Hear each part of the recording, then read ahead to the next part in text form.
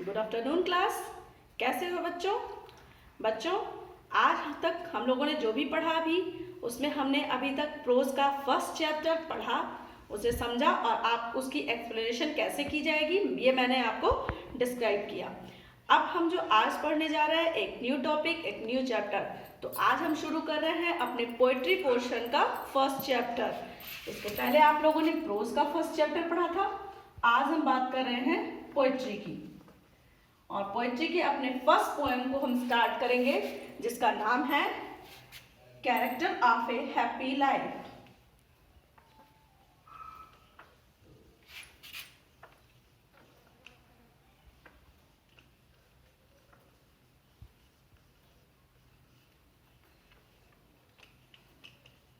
Character of A happy life यानी कि सुखी रहने के या खुश रहने के क्या तरीके हैं, क्या उसके चरित्र है, ये बताया गया है इस पूरे पोएम में।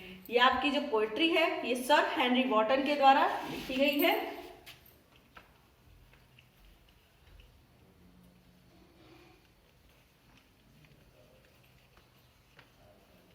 सर हेनरी वॉटन के द्वारा ये पोएम लिखी गई है, आपकी ये पोएट्री जो आपको यहाँ बताई जा रही है।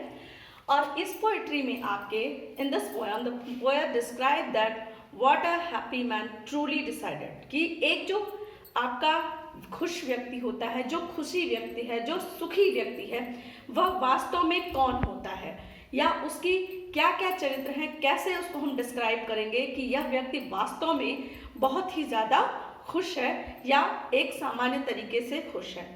इसके लिए जो हमारे पोएम की लाइन्स है आप उसको जाके अपना देख लेंगे, पढ़ेंगे। मैं यहाँ पे उसको आपकी एक समरी दे रही हूँ, एक थीम आपको बताती हूँ। तो जो पूरी पोएम है उसमें पोएट ने आपके ये कहने की कोशिश की है कि जब भी कोई व्यक्ति ईमानदारी से किसी कार्य को करता है या वह अपने ऊपर बिल्कुल स्वच्छंद तरीके से स्वतंत्र होकर कार्य करता है तो वह अपने आप को कुछ ज़्यादा ही खुशी की अनुभूति प्राप्त करता है। क्योंकि जब आप स्वतंत्र रह के कोई भी कार्य करते हैं तो आपके ऊपर जब कोई दबाव नहीं होता है, जब किसी तरह का प्रेशर नहीं होता है या किसी के अधीन रह के जब आप कार्य नहीं करते हैं तो आपको एक अलग सुख की अनुभूति होती है। और जब किसी कार्य को करने के आपके खुद के स्वयं के अंदर से जब मोटिवेशन आती है तो आप उस कार्य को अगले कार्य की अपेक्षा बहुत ही अच्छे से करते हैं। तो पोएट इस कविता में पूरे यही कहने की कोशिश कर रहा है कि अगर आपको खुश रहना है, आपको अत्यधिक प्रसन्न रहना है, अपने लाइफ को बिल्कुल एक हैप्पीएस्ट वे में लेके जाना है, तो सबसे पहले आपको किसी के अधीन अपने विचारों को नहीं रखना है। यानी कि आप जो सोचते हैं आपको वो करना है, ना कि ये करना है कि लोग क्या कहेंगे, अगर मैंने यह कार्य किया तो लोग क्या सोचेंगे, क्या करेंगे। जब आप इस तरह की भावनाएं अपने अंदर लाते हैं तो आप बिल्कुल भी खुश नहीं रह सकते हैं, क्योंकि आप वहाँ पे अपनी लाइफ, अपनी हैप्पीनेस को बिल्कुल हटा देते हैं और दूसरे की चीज़ों को बिल्कुल ही ध्यान में रखना शुरू कर देते हैं। वहाँ पे आप बिल्कुल फ्रीली नहीं फील करते हैं, क्योंकि आपकी जो थिंकिंग होती हैं वो दूसरों के अकॉर्डिंग चलना शुरू हो जाती हैं कि दूसरा अगर हमने ऐसा चीज़ किया तो दूसरा कहीं कुछ गलत ना समझे या दूसरा इस चीज़ को लेके कुछ हमें कहे ना। तो इस पूरे आपके पोएम में आपके पोएट ने यही चीज़ कहा है कि जब एक व्यक्ति वो बहुत ईमानदारी से अपना काम करता है, अपने विचारों की किसी और की अधीनता स्वीकार बिना किए ही कोई कार्य रहता है तो निश्चय ही वह बहुत ही ज़्यादा प्रसन्न रहता है।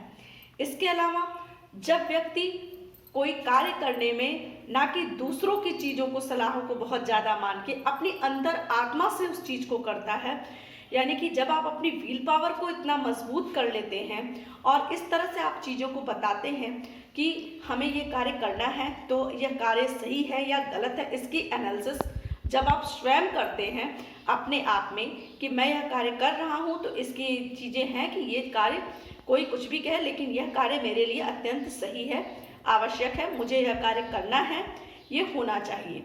जब आप स्वयं उस कार्य की एनालिसिस करते हैं उसके बाद जब उस कार्य को आप परिणित करते हैं तो उसके जो रिजल्ट्स आते हैं वो काफ़ी अच्छे आते हैं। और आपके इस पूरे पोएम में जो आपके कवि हैं, आपके जो पोएट हैं, उन्होंने कुछ इसी तरह की बातें बताई हैं कि एक प्रसन्न व्यक्ति, एक सुखी व्यक्ति, एक खुशहाल व्यक्ति वही है जो दूसरों के विचारों की अधीनता में ना आए, दूसरों को ध्यान में रखे कोई कार्य ना करे। जैसे इन्होंने पूरे में बताया है, ए happy man is honest and truthful, he is the master of his passions, he is not afraid of death। यानी कि जो हैप्पी व्यक्ति होता है, जो खुशहाल व्यक्ति होता है, वो बिल्कुल अपने पैशन के प्रति, बिल्कुल अपने काम के प्रति बिल्कुल पैशनेट होता है, वह किसी भी तरह की मृत्यु से भयभीत नहीं होता है। he does not care for the love of criticism or common people। यानी कि वो किसी की भी चीज़ों की प्रेजेस, किसी की प्रसन्नता, किसी की क्रिटिसिज्म, किसी की आलोचना उसके लिए कोई मायने नहीं रखती है। उसकी जो चीज़ें हैं वो स्वयं की होती हैं, वो जो कहना चाहता है वो कहता है। वह अपनी तीव्र इच्छाओं, क्रोध को, भावनाओं को, अपने जितने भी इमोशंस हैं, जितने भी फीलिंग्स हैं, उनको बिल्कुल कंट्रोल करके रखता है। वह मृत्यु के लिए सदैव तैयार रहता है, उसे उसका डर नहीं रहता कि मैं अब मृत्यु को प्राप्त करूंगा तो क्या होगा, मैं मर जाऊंगा तो क्या होगा। इस तरह की चीज़ें उसके दिमाग में बिल्कुल भी नहीं आती हैं।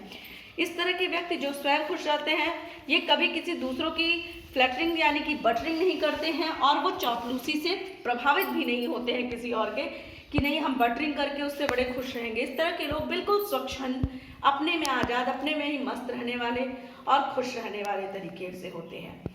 तो ये एक छोटा सा सारांश, एक छोटा सा थीम है बच्चों आपके पहले लेसन का, जिसका नाम है character of a happy life.